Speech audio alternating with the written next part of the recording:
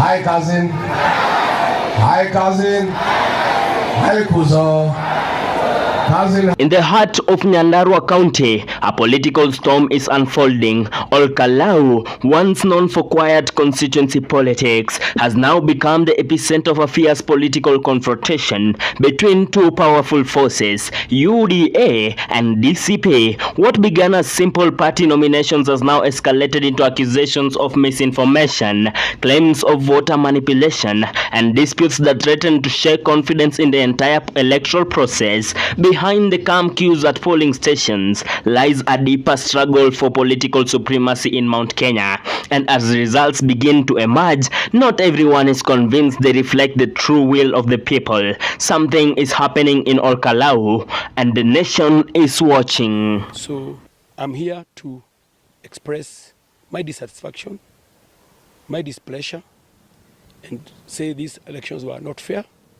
They did not meet the The UDA nominations in Ol Kalou began under intense anticipation. Party officials praised the process as organized and efficient, reporting early morning turnouts and structured voting systems across polling stations. However, beneath the surface, cracks began to appear. Reports emerged of voter confusions, with claims that misinformation was circulating in parts of the constituency. Some residents allegedly believed that participating in the UDA nominations would bar them from voting in upcoming DCP primaries, a claim officials strongly dismissed as false propaganda. Officials insisted voting in UDA does not affect eligibility in other party primaries, but despite the clarification, turnout in most areas remained inconsistent, and as results started kicking in, tensions began to rise. Leo wayani watu wengi wamekatalia kukuja kuvote juu wanasema siku ya leo ya Saturday ndio tunavotia DCP, hakuna kuvote. Kwa hivyo watu wengi tunataka wakuja waelezewe kama tutavote kesho na leo watajitokeza.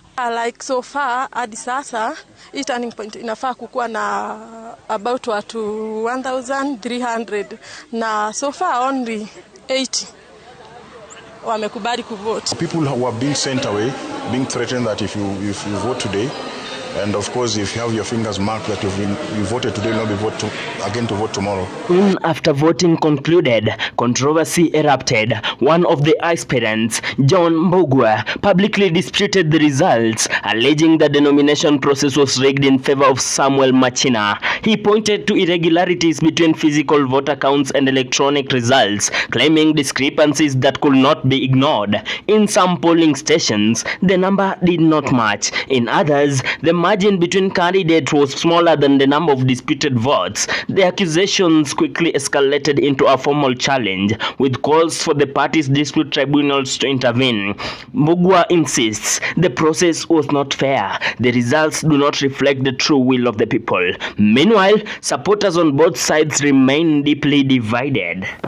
It is evident that yesterday's UDA party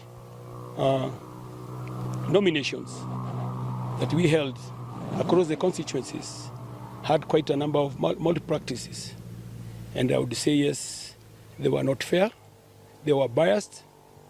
A number of politicians who I may not give their names interfered with the nomination. The interference was very evident by them influencing the voters to vote for a particular candidate. Yet I was also part of the UDA, which forms the government. While UDA faced internal disputes, the rivals DCP party presented a very different picture. Their officials described their own nomination process as highly organized, peaceful, and strongly supported by voters. They claimed high turnout, smooth operations, and disciplined conduct across polling stations. One official went further, accusing all UDA of chaotic management. Their process was shambolic. Ours is structured, fair, and transparent. The rivalry between the two parties, already intense, is now turning into a battle of narratives. Each side claims legitimacy, each side claims public support, and each side insists it represents the future political direction of Ol Kalou. Very encouraging. As you can see right now, we are almost past 20,000 plus, and we are still tallying. And therefore, I want to take this opportunity to thank the people of Ol Kalou This is a show of might. This is a show of loyalty when it comes to which party they belong to. Yesterday, we saw a shambolic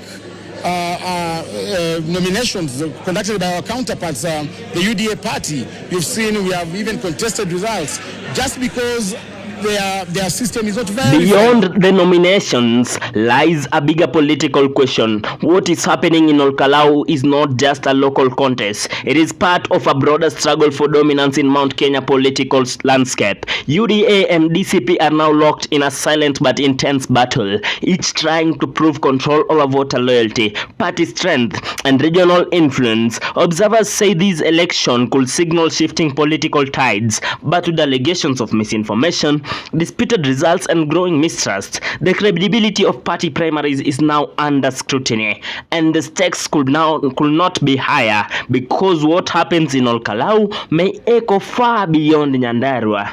Final result: George has garnered 3,077 votes, and Machina has garnered 3,221. We therefore declare that the winner of today's nomination is Samuel Machina, duly nominated by the United Democratic Alliance to contest as the candidate for the member of the National Assembly for Ol Kalou constituency, Nyandarua County. Leo ni kuanza tu, tumeanza. Ninaomba tuandamane pamoja mpaka tarehe 16 wakati tutatangaza rasmi. To the great people of Ol Kalou, ninawashukuru sana. To my family, ninawashukuru kwa kusimama na mimi. To all my friends, pokeeni shukrani zangu.